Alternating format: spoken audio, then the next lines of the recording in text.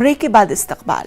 जिला डोडा के देसा कुड़धार में एक बार फिर महकमे पीडीडी की लापरवाही सामने आई है, जिसके बायस पीडीडी लाइनमैन तारा रमनी एचटी पावर लाइन की मरम्मत करते हुए अपनी जान से हाथ धो बैठे। लोगों के मुताबिक देसा कुड़धार एचटी लाइन में खराबी की वजह से जब पीडीडी लाइनमैन खंबे पर चढ़ा तो करंट लगने से गिर गया और मौके पर ही दम तोड़ बैठा। दूसरी तरफ पीडीडी के एग्जीक्यूटिव इंजीनियर डोडा का कहना है कि तारा रमनी की मौत करंट लगने से नहीं बल्कि खंबे से गिरने की वजह से हुई है। वहीं इस सिलसिले में पुलिस पूरे मामले की तफ्तीश कर रही है। विदाउट सीढ़ी है, विदाउट सीढ़ी चढ़ा हुआ है बंदा, इतनी बड़ी हाइट है। और वहाँ पर ये डिपार्टमेंट ने लोगों ने भी देखा जाकर, बाकी वालों ने, कि कितनी बड़ी खतरनाक जगह है। लापरवाही तो फिर आप देख रहे हैं कि कैसे लापरवाही हुई। पोल से जब इतने हाइट से अगर सीढ़ी होती तो शायद ऐसा ना होता। ना मैंने वहाँ सीढ़ी देखी, ना कोई इक्विपमेंट देखा, जिसकी वजह से ये प्रॉब्लम हुई। और इतनी खतरनाक जगह है, एचटी लाइन है, तो उस हाई टेंशन लाइन पे इतनी बड़ी एक बंदे के साथ लापरवाही तो है। एक हाड़ी लग लाइन है सर, बर्चिन के लिए लाइन है। वहाँ पे ये इंसुलेटर पंचर हुआ था, तो ये वहाँ पे ठीक करने के लिए गए थे, घर से गए हुए थे।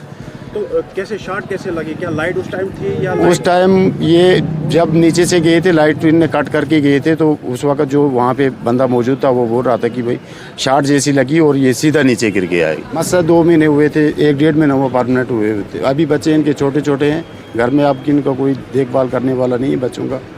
पोल पे ऐसे चढ़े थे सर, बिना सीढ़ी के। क्यों? प्लास वगैरह उसके हाथ में कुछ नहीं था, खाली ऐसे चढ़े थे ऊपर। एरिया में सीढ़ी है ही नहीं, क्योंकि हमने बहुत बार ऐसे कंप्लेंट भी की कि यहाँ पे सीढ़ी होनी चाहिए, क्योंकि बार बार प्रॉब्लम आती रहती हैं। सर लापरवाही है सर, क्योंकि अगर सीढ़ी होती तो ऐसा कांड कभी नहीं होता और ना ये ऐसा हादसा होता, ना हमारा भाई यहाँ से हमसे छूट जाता। नहीं, ऐसी कोई बात नहीं है, किसी की लापरवाही नहीं है। ये हमारा स्टाफ जो है, हमारा इनका काम होता है लाइन चलाना, पावर चलाना। तो ये पोल के ऊपर चढ़ गया और वहाँ से इसके हाथ फिसल गए और ये गिर गया। तो लेकिन इसके रिश्तेदारों का ये कहना है कि इसके शॉक लगा। क्या लगा है? नहीं, ऐसी कोई बात नहीं है, शॉक नहीं लगा है। ये सिंपली स्लिप होके ऊपर से नीचे आ गया और उसकी ऑन स्पॉट डेथ हो गई। शॉक वगैरह कोई नहीं लगा है, वहाँ पे पावर कटा हुआ था। तो कहाँ पे ये काम कर रहा था आपका लेबर? ये हमारा करंडीधार देसा। खाटपुरा नौगांव अवंतीपुरा से लस्सीपुरा तक की राबिता सड़क और ड्रेनेज सिस्टम नाकारा होने से नौगांव के लोग सख्त परेशान हैं। मकामी लोगों का कहना है कि कई दहाइयां कबल ये राबिता सड़क और इसके किनारे एक ड्रेनेज को तामीर किया गया था, ताहम तब से इस राबिता सड़क पर दोबारा कभी मरम्मत नहीं की गई और ड्रेनेज सिस्टम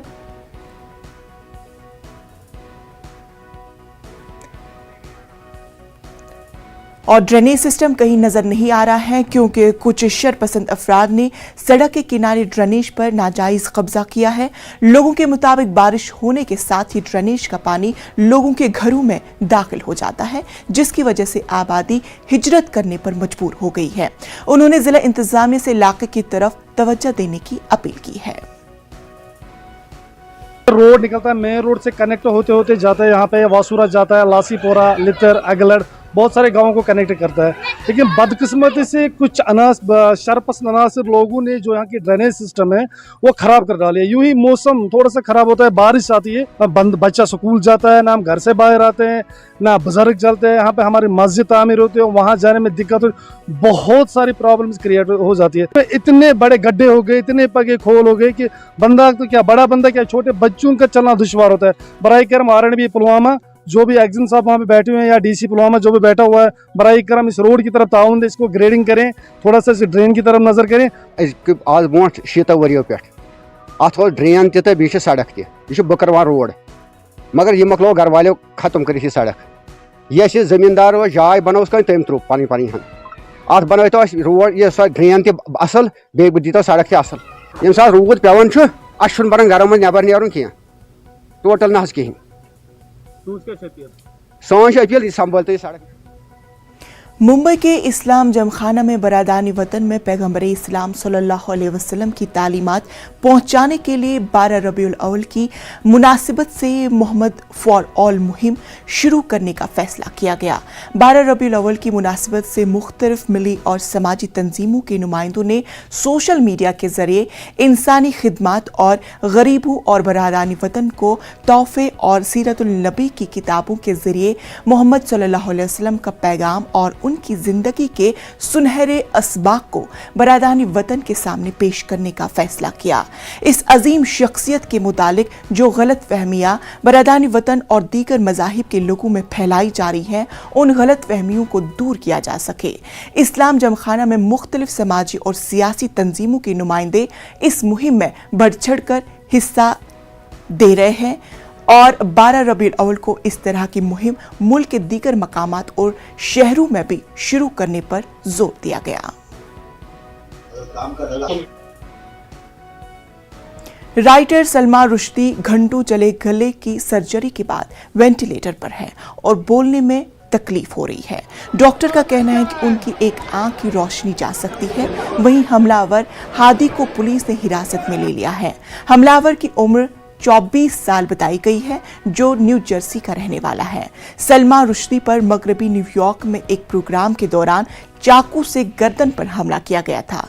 इसके फौरन बाद रुश्दी फर्श पर गिर गए और फिर उन्हें वहां से अस्पताल के लिए मुंतकिल किया गया।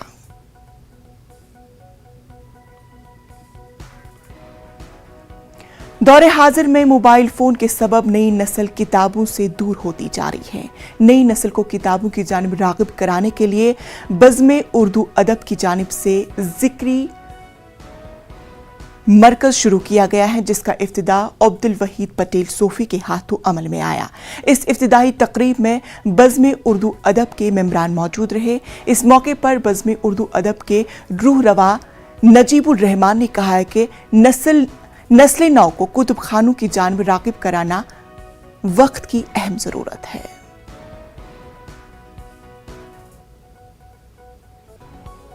आज के दौर में लोग मोबाइल की वजह से लाइब्रेरियों से दूर हो गए।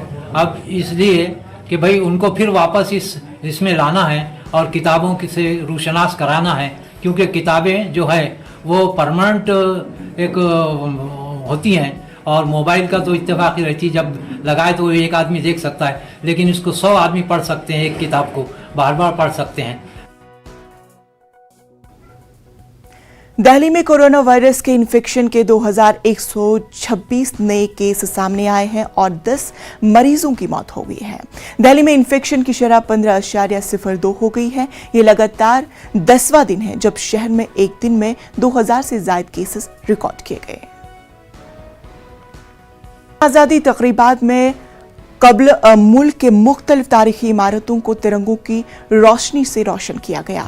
गोलकुंडा किला तिरंगों की रोशनी में काफी दिलकश नजर आ रहा था। वहीं मुंबई की CSMT हेरिटेज इमारत को भी तिरंगे की लाइटिंग से रोशन किया गया। पुणे में यौम आज़ादी की तकरीबात से कब्ल वोल्ड किला के खूबसूरत मनाजिर देखे जा सकते हैं कि कैसे तिरंगे किले को रोशनी से रोशन किया गया है। इसके अलावा दीगर तारीखी इमारतों में लाइटिंग भी देखी जा सकती है।